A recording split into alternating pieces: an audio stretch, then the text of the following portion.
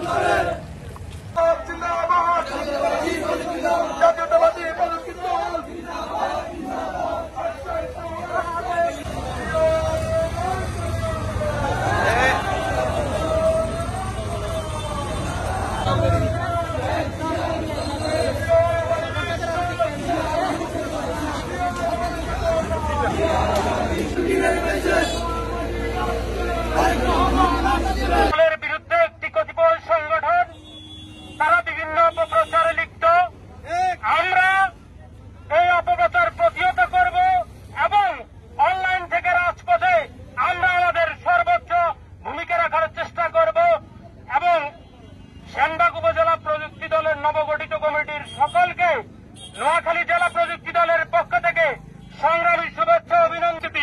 বিগত 17 বছর বাংলাদেশ জাতীয়তাবাদী ছাত্রদল, যুবদল, স্বেচ্ছাসেবক দল থেকে শুরু করে বিএনপির নেতাকর্মী যাদের মোবাইলে তারেক রহমান, জিয়াউর রহমানের একটা মাত্র ছবি পাওয়া যেত, কথিত পুলিশ বাহিনী, হাসিনার পেটুয়া বাহিনীর তখনকার আমলে এই নেতাকর্মীদেরকে একটা ছবির কারণে গ্রেফতার করা হতো।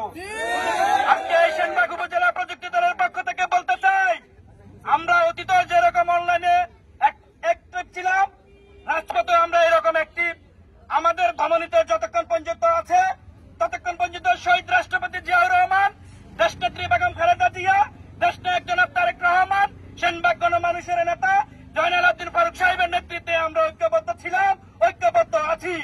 কোন অপপ্রচার এই বাংলাদেশ জাতীয়তাবাদী দল বিএনপিকে জমাতে পারবে না। প্রিয় সহযোদ্ধা, সহকর্মীগণ, বাংলাদেশের আইন শৃঙ্খলা বাহিনীদেরকে আমরা উদাত্ত আহ্বান জানাচ্ছি, আপনারা আমাদেরকে সহযোগিতা করবেন। আমাদের নেতা কর্মীদের নামে যে মিথ্যা প্রপাগান্ড চালানো হচ্ছে, এই মিথ্যা প্রপাগান্ডকে আমরা উৎখাত করার জন্য বাংলাদেশ জাতীয়তাবাদী প্রযুক্তি দল সর্বদাই প্রস্তুত। সংসদীয় নির্বাচিত করে এই সেনবাগ মানুষের কাছে আমাদের উদাত্ত আহ্বান।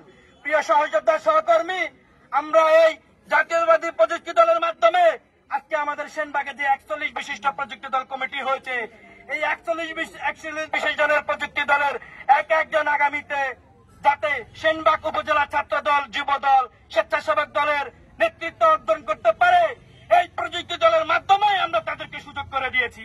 প্রিয় সহযোদ্ধী, সহকর্মীগণ, অতি দুঃখের জানাচ্ছি, আজকে আমাদের বিএনপির নেতৃত্বে আমাদের অনেকে পরিচয়হীন। আজকে প্রযুক্তি দলের মাধ্যমে আমরা তাদেরকে একটি প্রযুক্তি দলের পরিচয় সুযোগ করে দিয়েছি। আগামীতে সেনবাগ উপজেলা ছাত্র দল, যুব দলের যে ইউনিট কমিটি হবে, সেই ইউনিটের কমিটিতে যাতে প্রযুক্তি দলের নেতা কর্মীকে যাতে স্থান করে দিতে, তাদেরকে বলতে চাই, 17 বছরে আওয়ামী লীগ বাকশালীর বিরুদ্ধে এক মুহূর্ত, এক সেকেন্ডের জন্য আমরা ঘরে বসেছিলাম না।